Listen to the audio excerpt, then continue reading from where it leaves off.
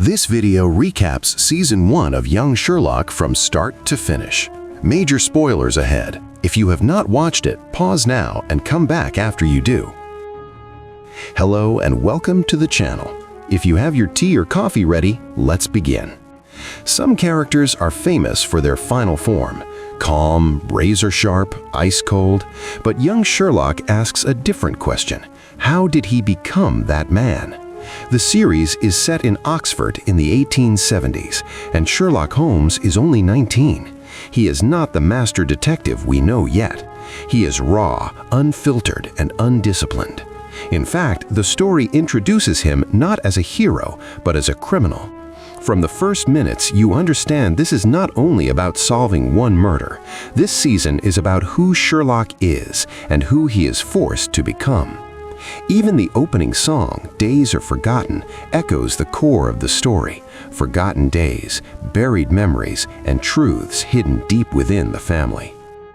The story opens at a prison gate where Mycroft pulls his younger brother out of custody. Sherlock was arrested for pickpocketing and couldn't help but talk back to the judge. Even in that first beat, the show tells you exactly who he is right now. Brilliant, but completely unable to manage himself. Mycroft is the opposite: control, order, and reputation. He rescues his brother, but it doesn't feel like kindness. It feels like a project. He takes Sherlock to Oxford, but there's a twist. Sherlock isn't there as a student. Instead, he's placed as a scout, a worker who carries parcels, cleans rooms, and runs errands. To Sherlock, it's a humiliation, but to Mycroft, it's a safety measure. If Sherlock is given too much freedom, he'll burn it all down. At the same time, Chinese royalty arrives in Oxford, Princess Gulan Shoan and her entourage, carrying priceless scrolls of Sun Tzu's The Art of War. They're attacked on the road, the scrolls are stolen, guards are killed, and the princess is taken. But the princess isn't helpless. She escapes, fights back, and survives. Inside Oxford, Sir Bucephalus Hodge enters the scene, powerful, arrogant, and rich. He launches a new scientific facility and uses his wealth to steer academia. Sherlock, while working under Professor Thompson, spends every free second reading and connecting dots. He has a gift for numbers and a deep pull toward mathematics. Then Sherlock meets James Moriarty. This is one of the show's smartest moves. Moriarty arrives not as an enemy, but as a friend. Their chemistry is instant, a battle of minds between two troublemakers speaking the same language. They end up at a party where Sherlock is mocked for being a scout, and a fight breaks out. Later that night, they slip into the library and find the Art of War scrolls. Moriarty wants to sell them, but Sherlock puts them back. The next morning, Sherlock is accused of theft. The police come after him, and the two return to the library, where Sherlock's eyes lock on to details that looked staged: a broken window and a stopped clock. He realizes the theft is just a cover for a deeper play. The scrolls never left the building. They discover hidden medieval tunnels under Oxford. They discover the scroll's cabinet was moved and rigged to a bomb timed for a nearby gala. Sherlock pushes time to the last second to clear the event before the explosion hits. The scrolls are recovered, but the story doesn't stop there. Professor Thompson is found dead, and Sherlock is arrested as the prime suspect. Under interrogation, Sherlock denies the murder, but has a brutal problem. He doesn't remember the previous night. Princess Shoan also denies being with him.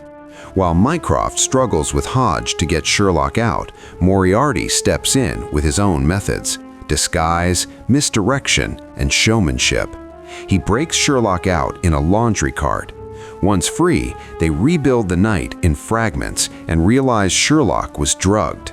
They find a clue in a fireplace scrap that leads them to a photo of 4 professors: Thompson, Roberts, Enright, and Malloc. They were all seated closest to the bomb at the gala. The bomb wasn't just for panic, it was meant to kill all 4. Now Sherlock is racing against a hit list to clear his name, but they arrive too late, and the princess kills Professor Roberts. Sherlock's helplessness hits hard here. Being smart isn't enough. You have to be on time. The hunt continues for Professor Enright. Sherlock and Moriarty break into his place and find links to mineral exploitation in China's Gansu corridor, tied to Sir Hodge's wealth. These professors were working for a state-backed project. Meanwhile, Hodge fires Mycroft, pushing him out of the system. Sherlock and Moriarty track Enright to the bell towers, but again, they're too late. She throws Enright from the tower and tells Sherlock, "You helped me find him." This hooks right into Sherlock's conscience. He starts suspecting the princess in Oxford is a fake, realizing the real Princess Gulen Shawan was switched during a 10-minute window in the kidnapping. The imposter committing these murders is a woman named Xia Wei. In the end, they trap Xia Wei, but her final words suggest Sherlock's mother is in danger. Sherlock rushes to the mental health facility where his mother, Cordelia, is kept and finds a hidden listening device in the wall. Someone is waiting for her to slip up. He breaks her out and they flee to Appleton Manor, the Holmes family home. Cordelia is fragile, acting as if she's speaking with her dead daughter, Beatrice. Sherlock tries to ignore it, fearing the return of his deepest childhood pain. They soon discover that Professor Malik has been monitoring Cordelia's therapy sessions and manipulating recordings to keep a secret buried. As the episode ends, the lawyer Jaggers is found dead, and Silas Holmes finally returns home. This brings us to the childhood flashback. Sherlock, Beatrice, and Mycroft were playing by the river when Beatrice disappeared, and her body was later found.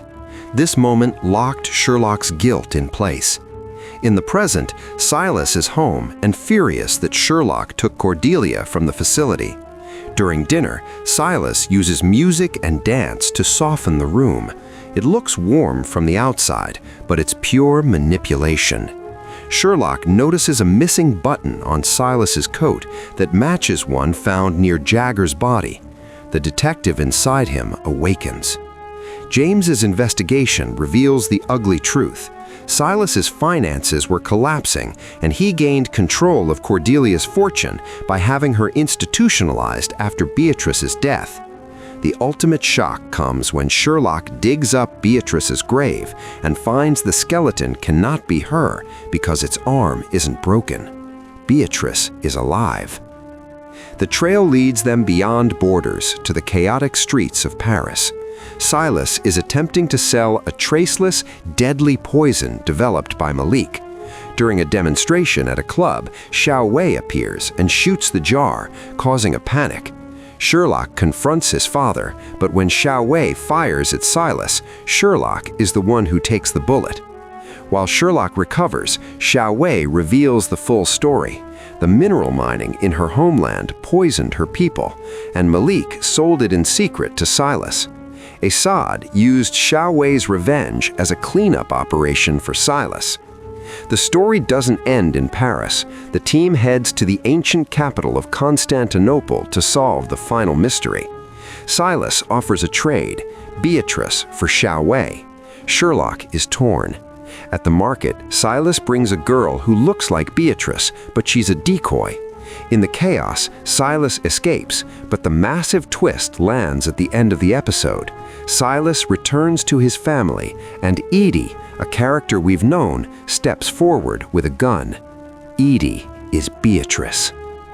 In the finale, the darkest truth is made clear. Silas drove Cordelia mad to keep the money and poisoned Beatrice against her family to use her as his own prodigy. The team locates the facility where Silas plans to launch the toxin into unknown territories. Beatrice speaks with Cordelia, finally sees the truth, and shoots Silas. In the chaos of the burning facility, Silas is cornered on a cliff. Sherlock wants justice, but Silas falls to the death while trying to take Sherlock with him. Sherlock is left with a honeycomb-patterned handkerchief and a key hidden in a book by Darwin. Young Sherlock Season 1 circles one main question. Did Sherlock's genius build him, or did family secrets sharpen him? Silas's plan was about total control, forcing Sherlock to fight his first major case against his own family. The season's core message is that Sherlock's greatest case isn't in the street, it's at home, and finding the truth there hurts more than catching any stranger.